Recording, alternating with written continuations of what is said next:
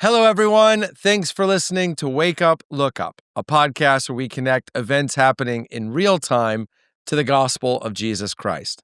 I'm Zach Wyrock, and in today's episode, we're talking about quiet success, and we're asking the question, how do we get the good life?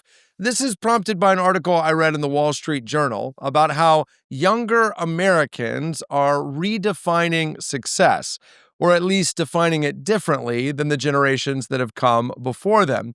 Americans ages kind of 18 to 34 are, on a pretty widespread level, trading monetary success or career advancement for things like mental health, family time, and emotional well-being. In fact, in a recent survey, physical and mental health was rated as the number one definition of success among that generation, whereas wealth, one of the primary reasons people in the past have gone to work, came in fifth. That's a pretty stark contrast. There are four things that this generation values more than money, and their health is first.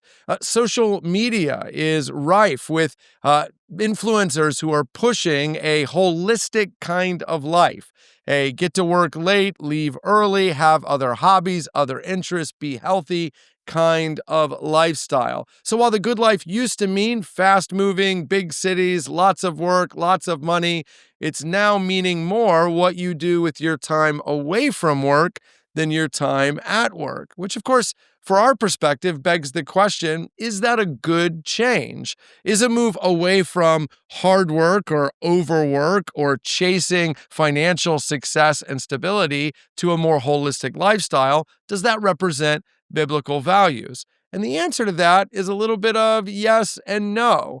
I mean, to be sure, the younger generation is tapping into something the Bible's been saying for thousands of years, and that is that a life of chasing wealth is dangerous. I mean, Jesus warned, what good is it for a man to gain the whole world but lose his soul? That's Matthew 16. Jesus was saying that a life bent on getting, a life bent on attaining, on achieving, on having money in the bank is ultimately an empty life that will ultimately rob you of eternal destiny with God. That's because Jesus also said in Matthew 6, you can't love both God and money. Jesus was saying, whatever the good life is, it is not fundamentally about chasing money.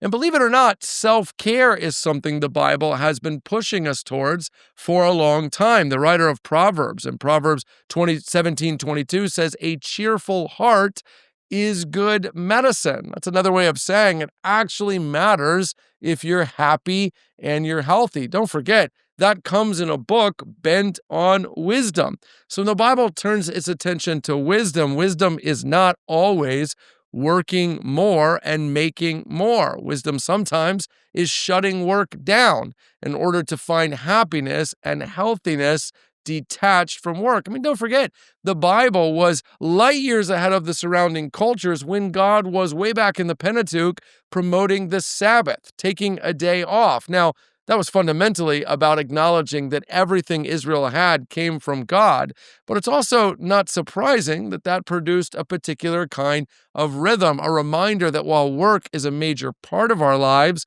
we are more than just worker bees. But there is a reason to be concerned here, because just like a life of chasing money won't ultimately lead to a good life, and just like a life built on work won't fundamentally fulfill you, neither will a quote-unquote holistic life. If that becomes what we're all about, a kind of even keel, which says I'm healthy at work, I'm healthy at home, I'm emotionally healthy, I'm mentally healthy, if we begin to chase that, that chase can rob us of a lot of other things as well. And the writer of Proverbs also says, there's a way unto man that seems right, but it ends in death. That's Proverbs 14. For some people, that way that seems right is chasing money, chasing professional success. For others, it's shutting it down and having hobbies outside of work. Either way, the pursuit of a good life, as we define it, ultimately leads to problems. It will lead to a lack of flourishing in this life and ultimately potentially to missing God in the next. That's because the true good life only comes from surrender to Jesus. Jesus says it this way in John 10:10, I have come so that you might have life and have it more abundantly. Did you know that the good life is actually what Jesus wants to give us? The difference is, of course, he knows how to get there. He designed us. He made us. He has purpose and meaning for us, and he has an eternal perspective that will actually lead us where we need to go. And the truth is that surrendering to Jesus will sometimes come at odds with our own definition of the good life. That's what it means to trust Jesus, to zig when you might have otherwise have zagged. But I'll just say this, if we surrender to Jesus, we will find him challenging our workaholism, challenging our love of money, challenging our prioritization of our own health, maybe over and against things like neighbor love. The point is, one generation rejects the pursuits of the other because they saw the weaknesses of their parents' lifestyle. But guess what? Your kids are going to see the weaknesses of yours. The only way to avoid that is to give your life to someone who has no weaknesses. And that someone is Jesus. You're not wrong for wanting the good life. But if you think you know how to get there, you're going to end up in a bad place. Give your life to Jesus. Surrender to Jesus and watch what it really means to have life. Hey, thanks for watching this episode of Wake Up, Look Up. If you enjoyed it, please help us get the word out by sharing it with someone you think might benefit from it.